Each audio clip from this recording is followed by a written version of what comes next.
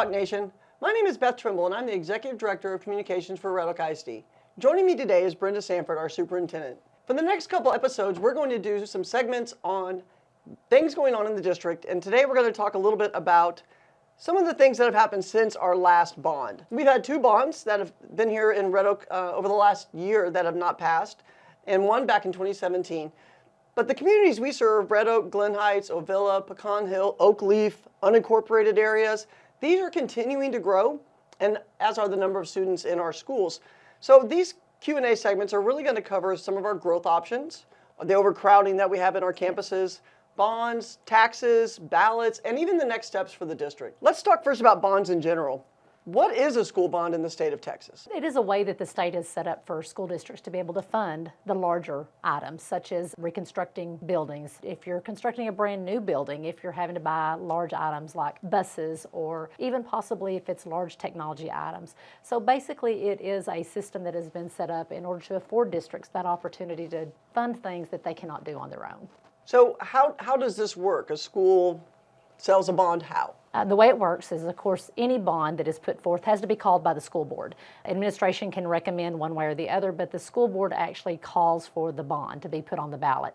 And once it is put on the ballot, then it goes to the voters. If the voters approve the bond, then at that point, it's a selling of the bonds. They are sold as needed. So, for example, say it was for the construction of a new middle school. You wouldn't sell all of the bonds up front. You would sell them in pieces as you go, just as you needed that amount of money. And then that is paid back with the taxes. And the way the taxes are set up in a school district is totally different than any other system.